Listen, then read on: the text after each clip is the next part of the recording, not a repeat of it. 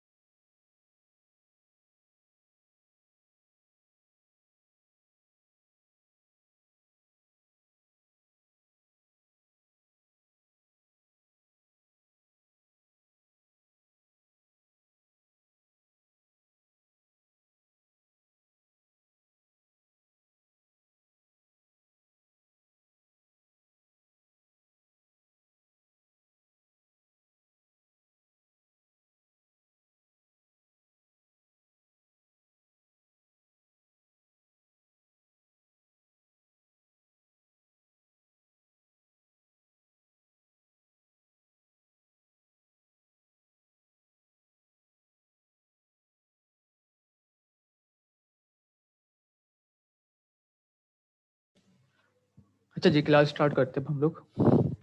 तो अस्सलाम वालेकुम। सबसे पहले ये बात मुझे सब बताएं कि मिड टर्म जो था वो कैसा लगा आप लोगों को? आसान, मुश्किल, एवरेज, क्या? चैट पे ही बता दें, मैं तो ये कहता हूँ ताकि सब एक साथ ही लिख दें।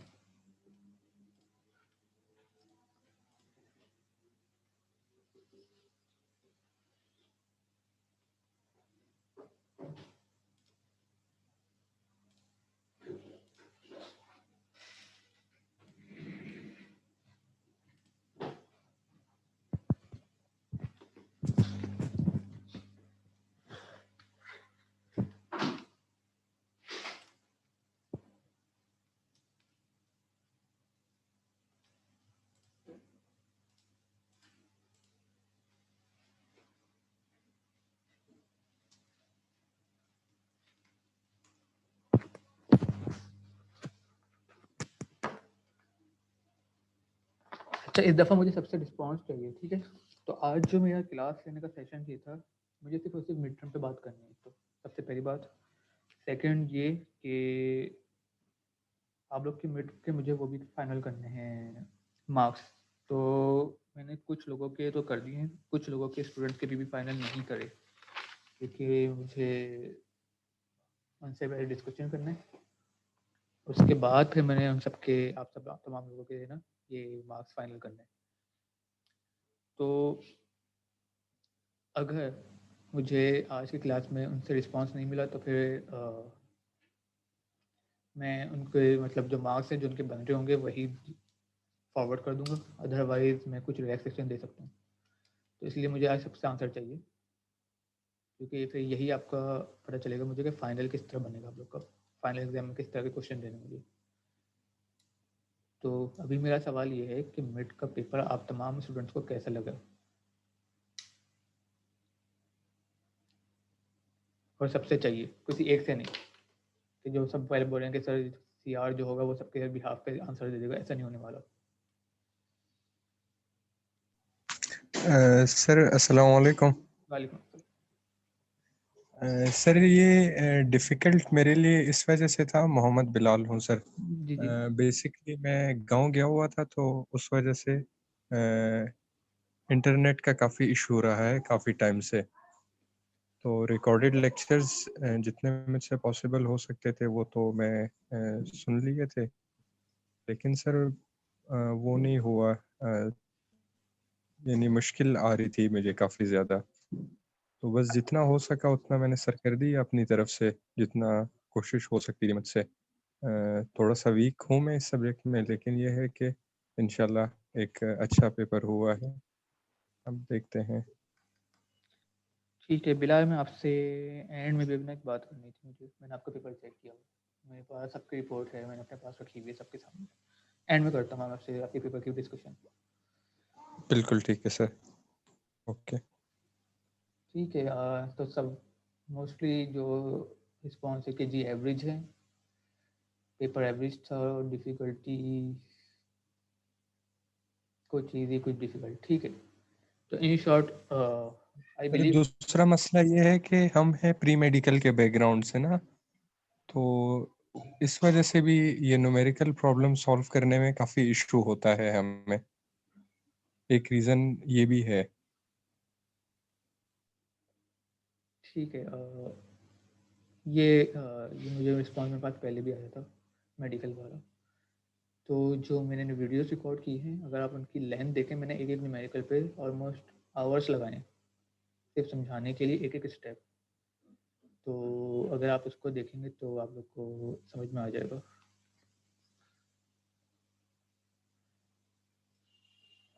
हाँ बस ये एक मैं ज़रूर मानता हूँ कि हमारे पास टाइम कम है, जिसकी वजह से कम टाइम के अंदर हम लोग ने ये सारा टॉपिक्स किए। तो मेरी कोशिश यही थी कि मिड टर्म के अंदर उतना ही रखूँ कि सबसे हो सके, लेकिन अनफॉर्चुनेटली मिड टर्म का जो रिजल्ट है वो वैसा नहीं जैसे मैं चाह रहा था। इवन सो आप लोग का एलएमएस पे नहीं लिया गया पेपर। मैंने मेल करवाया सबसे, जबकि मुझे यहाँ तक लगता है कि एलएमएस पे शायद टाइमिंग स्टार्ट हो जाती है 1 घंटा या 2 घंटा जो भी है। तो टाइमिंग सबके पास फुल थी, मोर देन 24 आवर्स थे सबके पास। और फिर क्या कहते हैं,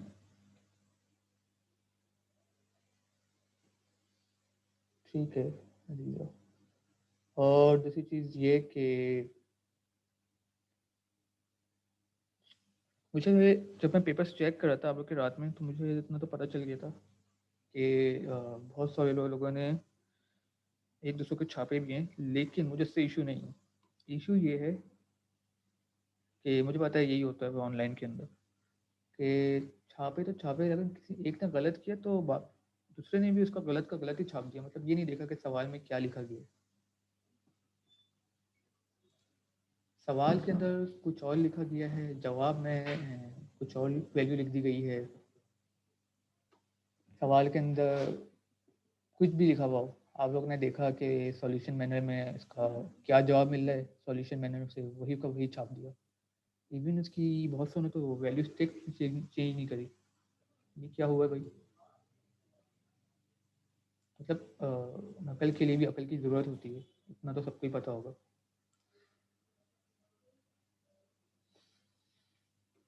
ठीक है, मैं तो डिस्कशन करता हूँ पेपर पर सबसे पहले तो, ताकि सबको पता चल जाए कि उनकी क्या क्या गलती थी।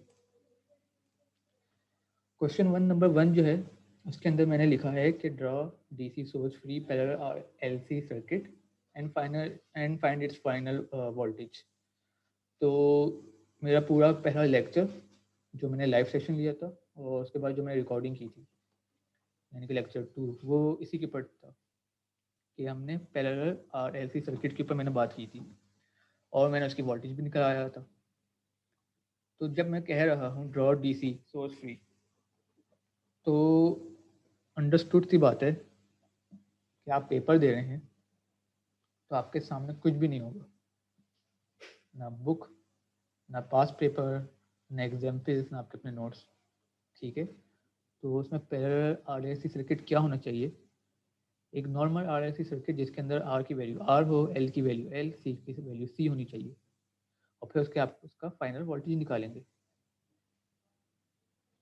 जो बिल्कुल फर्स्ट क्लास के अंदर, या मेरा जो फर्स्ट लेक्चर है वो भी मेरे ख्याल से यही है कि मैंने एक आरएलसी सर्किट पैरेलल में बनाया है और उसके अंदर मैंने उसका फाइनल वोल्टेज निकाला है, सबसे पहला लेक्चर। ठीक है, और फिर उसके बाद जो उसी टॉपिक के अंदर जब हम लोग वीटी निकाल लेते हैं, तो फिर मैंने जो लेक्चर था मेरा, उसके अंदर मैंने ये बताया था कि अल्फ़ा और बीटा की वैल्यू से हम डैम्पिंग फैक्टर पर कैसे मालूम करते हैं। अल्फ़ा बड़ा होता है तो क्या होता है, अल्फ़ा बराबर होता है ओमेगा नॉट की तो क्या होगा, अल्फ़ा छोटा होता है तो क्या होता है, वो चीज़ें।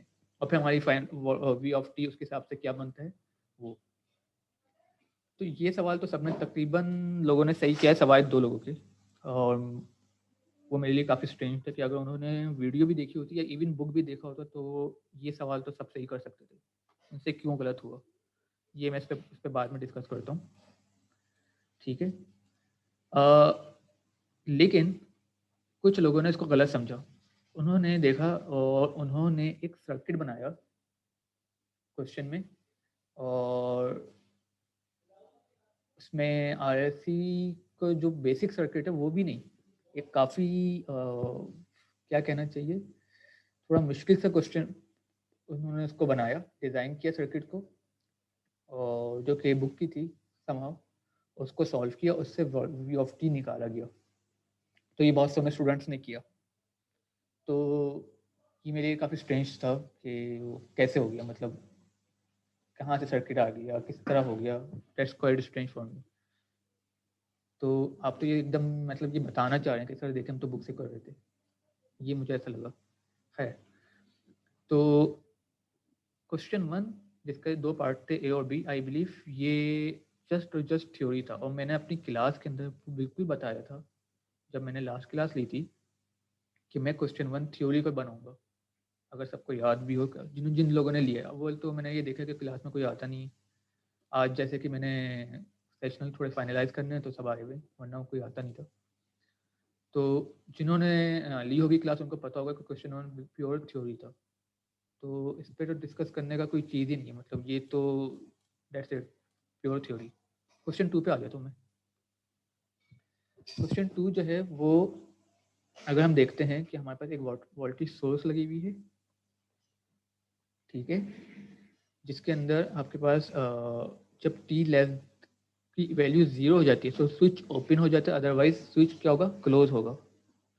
तो इसको अगर हम थोड़ा सा देख लें, मैं अपनी स्क्रीन थोड़ा सा शेयर करता हूँ, वेट दूसरी।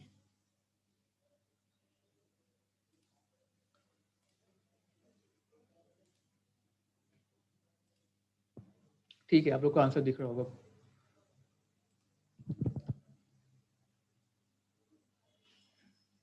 तो जी जब टी की वैल्यू 0 से कम है या टी इक्वल टू हम 0 कह रहे हैं, तो मेरा स्विच बंद होगा, कैपेसिटर जो होगा एक मेरा ओपन हो जाएगा, एक जो होगा क्लोज होगा। तो जो मेरा आई ऑफ टी कितना हो जाएगा, यहाँ पे क्या हुआ हुआ है, सर्किट ओपन हुआ हुआ है, तो आई ऑफ टी अंडरस्टूड सी बात है कि मेरा क्या हो जाएगा 0। और वोल्टेज क्या होगा, वोल्टेज जो होगा मेरे 4 ओम के पैरेलल में जो मेरा वोल्टेज बन रहा होगा, क्योंकि जो हमारा कैपेसिटर है वो यहाँ पे, तो उसके पैरेलल में जितना जो भी चीज़ है उतना ही मेरा वीसी भी होगा। तो आपको अपने यहाँ पे वोल्टेज कैलकुलेट करना था सबसे पहले। तो आई नॉट आपका 0 हुआ, फिर आपने यहाँ पे इसके अक्रॉस वोल्टेज चेक करेंगे जो कि आपका वी सी नॉट हो जाएगा, और उसकी वैल्यू आई थी 16, ठीक है। उसके बाद हम क्या कहते हैं कि जी टी ग्रेटर देन 0 यानी कि आपका स्विच ओपन हो जाएगा, तब आपका ये वाला सर्किट काम करेगा, ये वाला सर्किट काम नहीं करेगा। तो ये वाला सर्किट आपका क्या बन जाता है, जिसके अंदर 2 रजिस्टर, एक कैपेसिटर और एक इंडक्टर, और ये सब किस में है, सीरीज में, ठीक है ना, ये सब हैं सीरीज में। सबसे पहली चीज़ अपने दिमाग में ये रखनी है आपको कि सीरीज है या पैरेलल। तो ये सीरीज में है, तो इसका मतलब है आपको सीरीज के पॉइंट ऑफ व्यू सोच के ये काम अपना करने होंगे। तो इसी की बात वही हम लोग करते हैं। सबसे पहले हमें क्या मालूम करना होता है, अल्फा और ओमेगा।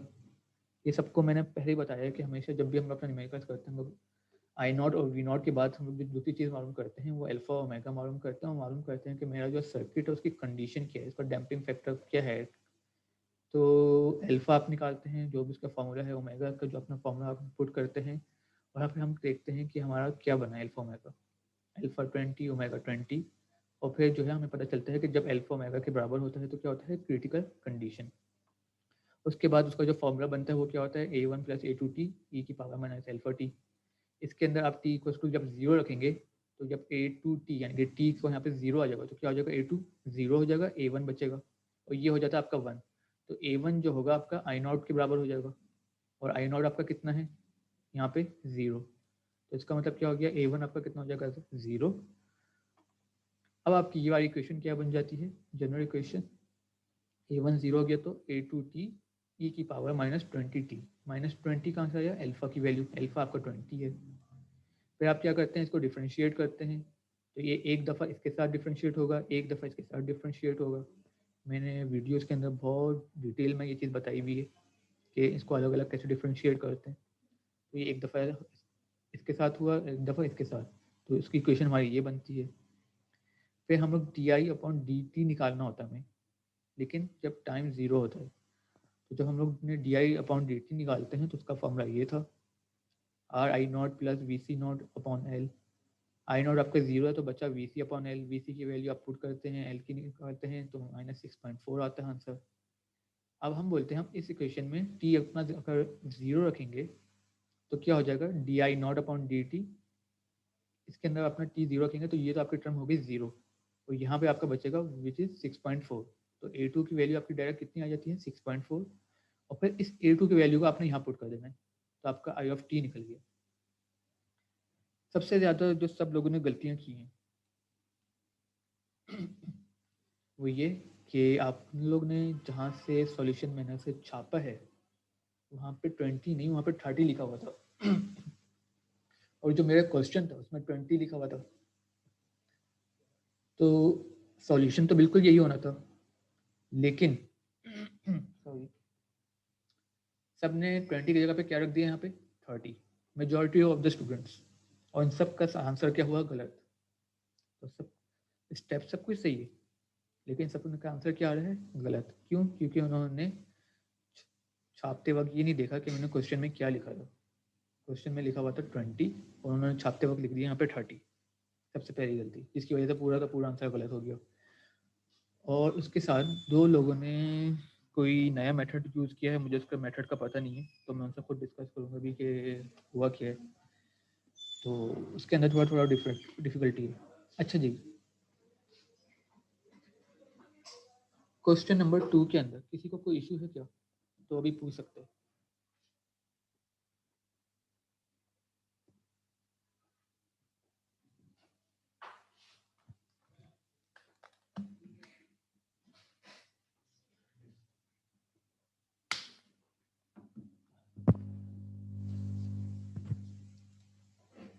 क्वेश्चन 2 में अगर किसी को कोई इशू है तो पूछ सकता है अभी भी।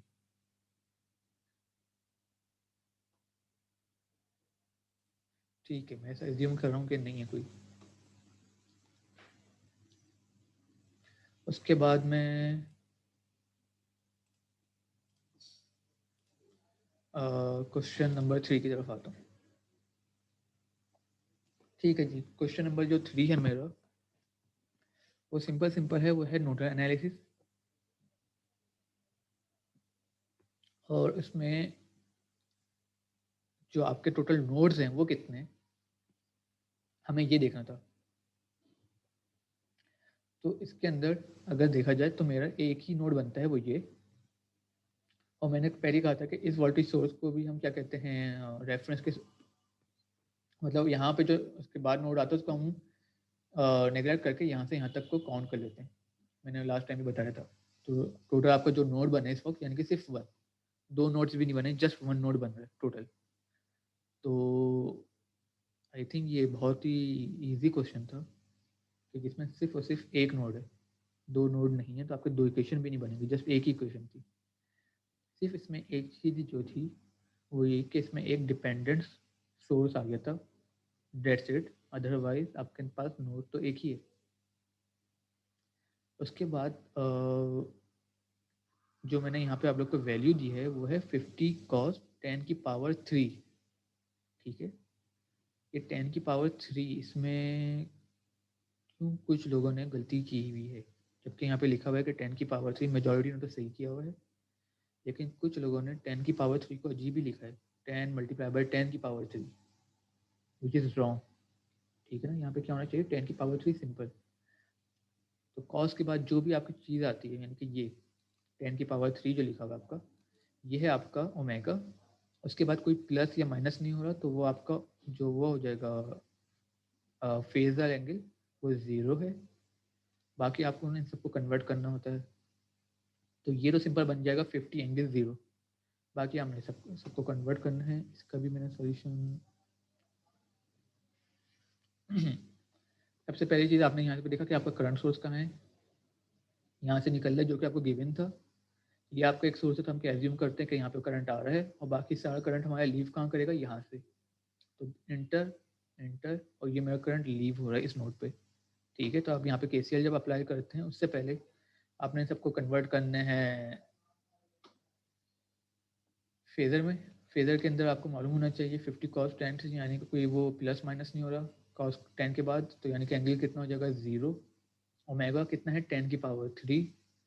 फिर इस तरह आप अपना 2 म्यू एफ जो है आपका कैपेसिटर, उसको आप कन्वर्ट करते हैं विच इज जे माइनस 500, 0.5 को कन्वर्ट करते हैं जे 500।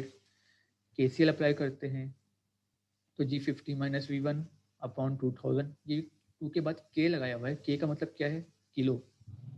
तो 2 इंटू 10 की पावर 3 विच इज़ 2000, तो फिर यहाँ पे 2000 लिखा जाएगा। फिर यहाँ से हम कह रहे हैं करंट इंटर हो रहा है, तो यानी कि 30 I1 minus V1 upon J500, और V1 अपॉन J500, ये जो आपका 0.5 है विच इज़ J500। मैं यहाँ पे देखता हूँ कि मेरे पास डिजिट्स बड़े से हैं। अच्छा, यहाँ इसके बाद ना सबने अलग अलग मेथड से किया, तो सबके मेथड मेजोरिटी सही है। जिसने यहाँ तक किया है वो तकरीबन लोगों के मेथड, जिसने यहाँ तक कर लिया सही, वो सही है। मेथड फिर उसके बाद आपके अलग हो सकते हैं कि भाई कोई पहले प्लस कर देता है, कोई मल्टीप्लाइज कर देगा, कोई डिवाइड कर दे, जो भी है वट एवर, आंसर सबका इन दी एंड सेम आना चाहिए। मैं ये देखता हूँ कि मेरे पास 500 500 ये सारे मेरे पास बड़े बड़े डिजिट हैं। मुझे पता है कि 500 500 और 2000 ये सब आपस में डिवाइड भी हो सकते हैं। तो मैं क्या करता हूँ, सबको 500 से मल्टीप्लाई कर देता हूँ अपने आसानी के लिए। तो मैंने इसको 500 से मल्टीप्लाई करता हूँ, इसको 500 से, इसको 500 से, और मेरे पास जो है 2000 के बजाय 4 बचता है, 500 के बजाय -j,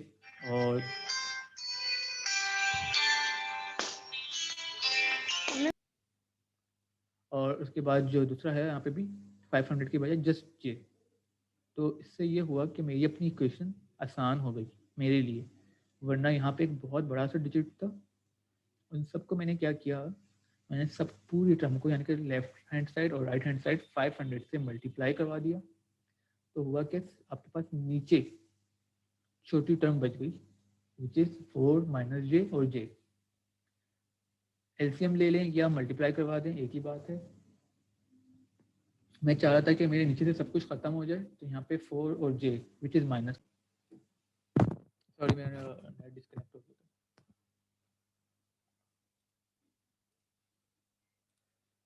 ठीक है, तो मैं -4 से कन्वर्ट मल्टीप्लाई इसलिए करवाया क्योंकि मैंने देखता हूँ कि नीचे क्या क्या है मेरे पास j है और नंबर में 4 है, तो मैं 4j से मैंने इसलिए मल्टीप्लाई करवा दिया।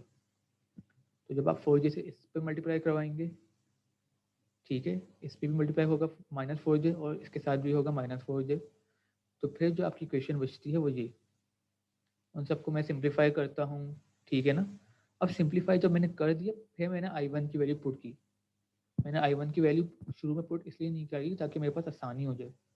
जब बिल्कुल मैंने सिंप्लीफाई कर चुका हूँ, तो इसलिए मैं अब I1 की वैल्यू पुट करता हूँ। कुछ लोगों ने अपना I1 यहाँ पुट किया है और फिर उसकी वजह से उन्होंने जी अपॉन कर करके जी यानी कि बहुत उसको कॉम्प्लेक्स कर दिया। तो अपने लिए आसानी देखें, आसानी क्या है कि मुझे अपॉन में खेलना मेरे लिए मुश्किल है, तो मैं कोशिश करूँगा कि मैं अपॉन में ना खेलूँ बल्कि मैं एक सिंपल टर्म लूँ।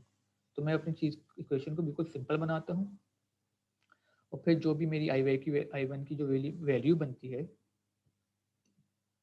वो मैं पुट कर देता हूँ I1 की जगह पे, ठीक है ना। अगेन सॉल्व किया, V1 को एक तरफ किया, दूसरी तरफ बाकी को एक तरफ, और फिर जो V1 की वैल्यू आती है विच इज़ 50, सॉरी V1 मेरे पास 50 आता है, 50 - V1 अपॉन 2000, ठीक है, 50 - 50, तो यहीं पे हमारा आंसर 0 हो जाता है। मेजॉरिटी ऑफ द स्टूडेंट्स ने क्या किया है, एक तो ये कि अपॉन में उन्होंने खेलना शुरू किया, अपॉन की वजह से उनका आंसर गलत I1। बहुत सौ ने ये भी किया है कि उन्होंने I1 की वैल्यू पुट करी, और ये जितने भी स्टेप्स थे आपके पास, यहाँ से लेके मैंने इतनी मेहनत करी V1 निकालने की, उनके पास कोई स्टेप्स ही नहीं है, और फिर डायरेक्ट V1 की वैल्यू आ गई 50। मेरे पास सिर्फ एक ही सवाल है कि V1 50 कैसे आया, मतलब ये सबको सॉल्यूशन करना पड़ेगा ना मुझे, तो बगैर मैंने सॉल्यूशन किए बगैर मैं V1 कैसे निकाल सकता हूँ। तो कुछ लोगों ने यही किया है कि यहाँ पे शो तो करवाया उन्होंने, इतना यहाँ तक किया, I1 की वैल्यू भी पुट करी और बगैर कोई सॉल्यूशन किए बगैर डायरेक्ट उन्होंने V1 की वैल्यू 50 रख दी, विच इज़ क्वाइट स्ट्रेंज। मतलब सब मेडिकल के स्टूडेंट्स हैं, इतने अच्छे तो हुए नहीं होंगे कि डायरेक्ट V1 की वैल्यू 50 आ जाए। मैं फिर इंजीनियरिंग का स्टूडेंट हूँ, लेकिन मैं भी इतना अच्छा नहीं हूँ कि मैं डायरेक्ट V1 50 रख दूँ। तो V1 50 आने के लिए मुझे भी इतना सारा सब कुछ सॉल्व करना पड़ता है, तो जाके मेरा ये आंसर आता है V1 विच इज़ 50। उसके बगैर तो मेरा आंसर आ ही नहीं सकता बगैर सॉल्व किए हुए। लेकिन कुछ हमारे यहाँ पे क्लास में इतने अच्छे हैं कि उन्होंने बस यहाँ तक किया एंड देन ये सब स्किप किया और फिर V1 = 50 आ गया उनका आंसर। और किसी एक स्टूडेंट ने ये भी किया है कि उसने V1 भी नहीं निकाला, उसने डायरेक्ट I1 की वैल्यू रख दी 0। मतलब आंसर सबके सही है, लेकिन सॉल्यूशन में सब एक क्वेश्चन मार्क है मेरे लिए कि ये कैसे हुआ। और दूसरी चीज़ फाइनल में क्या करेंगे अगर मैंने क्वेश्चन चेंज कर दिया, तो अगर मैं वैल्यू चेंज कर दूँ या इंडक्टर को मैं यहाँ लगा दूँ या कैपेसिटर को इधर कर दूँ, फिर क्या होगा। उस वक्त तो आपके पास सोल्यूशन मैनुअल अगर हुआ भी तो चेंज कर दूँ मैं क्वेश्चन, तो फिर क्या आपसे हो पाएगा या नहीं?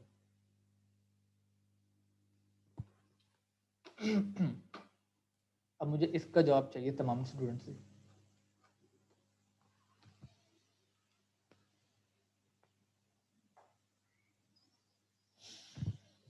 अस्सलाम वालेकुम sir. Sir, may I ask you a question? Sir, मैंने जो क्वेश्चन नंबर 3 किया था वो पूरा उसी तरीके से किया, सारी सॉल्यूशन करके दिखाई, लेकिन मैंने भी वही किया कि I1 की वैल्यू पहले पुट कर दी। तो ये तो हमारे ऊपर डिपेंड करता है ना, हम किस तरीके से सॉल्व बिल्कुल करें। बिल्कुल मैं यही बोल तो रहा ये हूँ। तो गलत नहीं, कंसीडर नहीं यहाँ होगा ना? नहीं वो गलत बिल्कुल भी नहीं। मैंने आप लोग को बताया ना कि एक मिनट, जब आप यहाँ पे इतनी क्वेश्चन बनाते हैं, इसके बाद आपके ऊपर है कि आप 2000 से मल्टीप्लाई करें, I1 को पहले रख दें, I1 को बाद में रखें, मतलब जैसे भी सॉल्यूशन करें वो आपके ऊपर है। आंसर आपका बिल्कुल सही आना चाहिए इन दी एंड। तो कुछ लोगों ने I1 को बिल्कुल स्टार्ट में रख दिया, विच इज़ फाइन। कुछ लोगों ने यहाँ पे 500 को नहीं किया, ये तो मैंने अपनी आसानी के लिए किया बस, 500 को मल्टीप्लाई, और फिर मैंने बाद में ये करवाया। कुछ लोगों ने डायरेक्ट मल्टीप्लाई करवा दिया, विच इज़ फ्रॉम 2000, वो which is fine, no issue. उन्होंने बिल्कुल बाकायदा पूरे स्टेप्स शो किए कुछ स्टूडेंट्स ने, और दिखाया कि जी V150 कैसे आया। समझ में आता है कि जी उन्होंने प्रॉपर मेहनत करके 50 आंसर लेके आए, फाइन, कोई गलत नहीं है, बिल्कुल गलत नहीं है, बिल्कुल सही है। सबके अपने मेथड हो सकते हैं मैथ को करने के बहुत सारे तरीके हैं, लेकिन मैं यहाँ तक आ जाऊँ, I1 की वैल्यू यहाँ पे पुट करूँ और फिर डायरेक्ट ये सब कुछ किए बगैर 50 ले आऊँ, तो ये क्वेश्चन मार्क है कि इतनी आसानी से, मतलब जिसने I1 को पहले पुट करके 2000 से मल्टीप्लाई करवाया या जो भी किया, तो भाई कैसे आया 50 लाने के लिए इतना सारा सोल्यूशन करना पड़ा।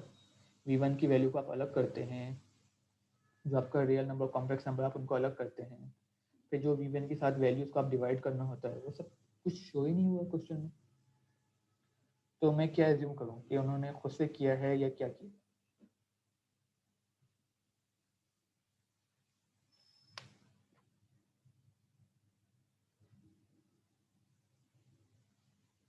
और मैंने जब आप लोग को लेक्चर्स में वीडियो रिकॉर्ड किए, उसके अंदर जितने न्यूमेरिकल्स करवाए हैं उसके अंदर मैंने एक एक स्टेप शो किया है, क्योंकि बुक्स के अंदर जो होते हैं स्टेप नहीं दिखाए जाते, बुक्स के अंदर डायरेक्ट इक्वेशन दिखाई जाती है। तो यहाँ पे भी यही हुआ, जो आप लोगों ने मिड टर्म दिया, डायरेक्ट इक्वेशन के बाद आपने डायरेक्ट आंसर निकाल दिया कि जी ये आंसर है। आंसर आया कैसे वो किसी को नहीं पता।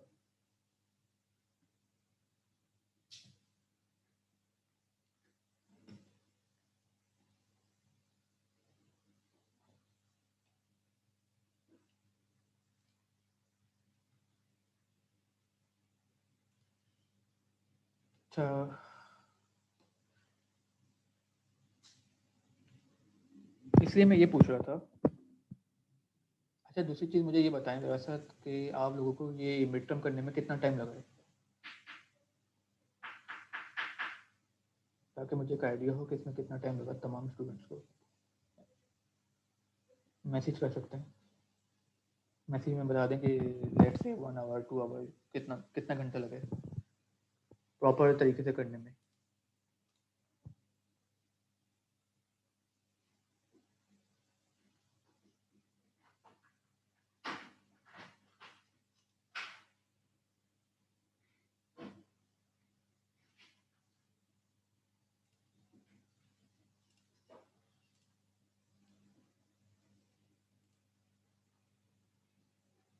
क्वेश्चन 3 तो बहुत आसान था, लेकिन समझ नहीं आ रहा आप लोग से क्वेश्चन 3 मतलब सर, क्वेश्चन 3 आसान था, लेकिन आपने जो शुरू में वैल्यू दी थी वो गलत दी थी, और इस वजह से जो है उसके हम अलावा लोग कोशिश कर रहे हैं उस तरीके से सॉल्व करने की। उसके अलावा अगर वैल्यू सही हो फिर तो आसान है ना। जी, फिर सही था, लेकिन जो क्या नाम है आपने क्वेश्चन दिया था, हम लोग को इतनी नो हाउ नहीं है, तो हम पहले कोशिश कर रहे थे उस तरीके से सॉल्व करने की, जो हमसे नहीं हुआ। फिर हमने सुबह आपसे कांटेक्ट किया। नो इशू, मतलब फिर तो इसके अलावा आसान है। ओके, 2.5 आवर 2.5 आवर्स, ठीक है, तो 2.5 घंटा।